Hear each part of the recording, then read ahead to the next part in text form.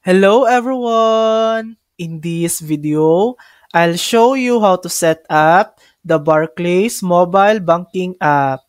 First, open the Barclays app and tap register if you already have a Barclays account. Create a 5-digit passcode. This will be your login code for the app. Then tap accept to continue. Choose the card you want to use. For example, your Barclays credit card. And tap Next.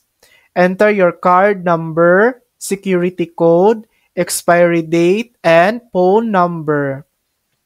Then confirm your details. Now, you'll need to verify your identity using your photo ID. Choose Yes, I have photo ID. Then pick one, like your UK driving license. Next, allow camera and microphone access. Take a quick photo and short video. Then tap Submit and Continue. Enter your 5-digit passcode again. And if you want, enable Touch ID or Face ID for faster login. And that's it. You've successfully set up the Barclays mobile banking app. Thanks for watching! If this video helped you, please like and subscribe for more helpful tutorials.